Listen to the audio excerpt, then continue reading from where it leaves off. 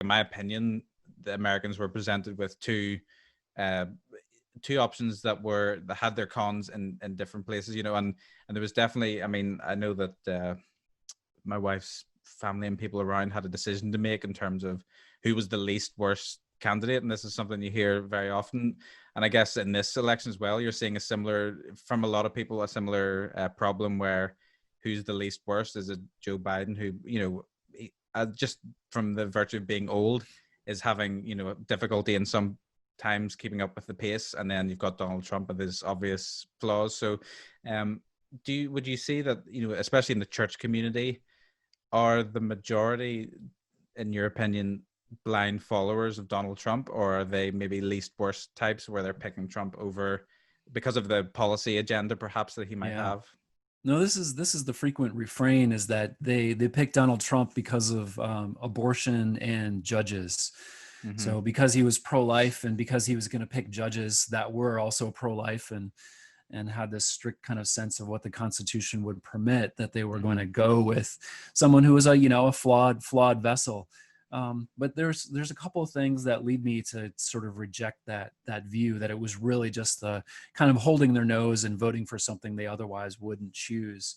And one is that when you ask them if they liked Donald Trump, they did, and they feel quite warmly toward Donald Trump. Okay.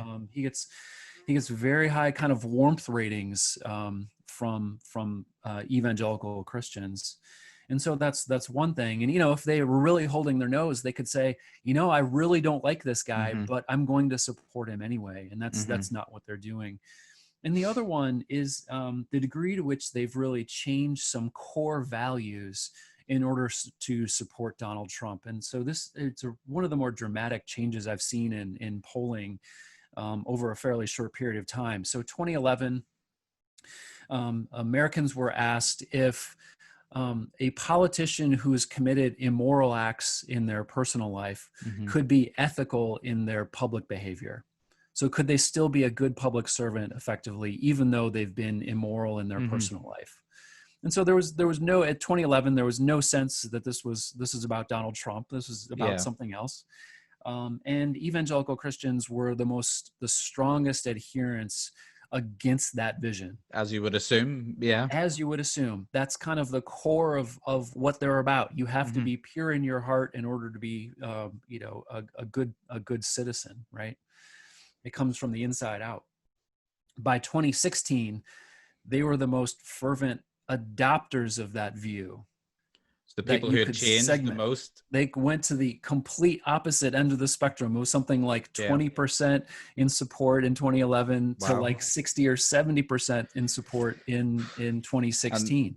Is the change in that, do you think, due to the charisma, as you might say, of Donald Trump? Or is it for other reasons? What would cause such a drastic change? Is there an element of nose holding, whereas they're just unwilling to admit that they were, that maybe they said, I would never vote for anyone like that, but now they feel a bit sheepish about saying, well, okay, well, I've kind of had to do it, but now I'm just going to, come out in full support. What?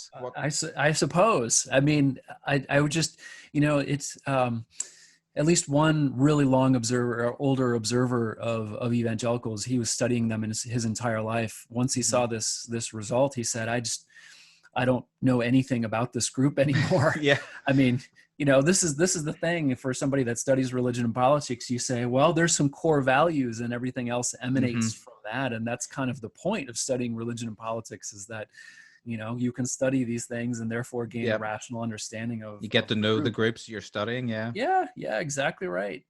So none of us expected to see this kind of turn, and I think you have to go to the kinds of explanations that you're offering, which is to think that this is an internal defense mechanism that I made this decision.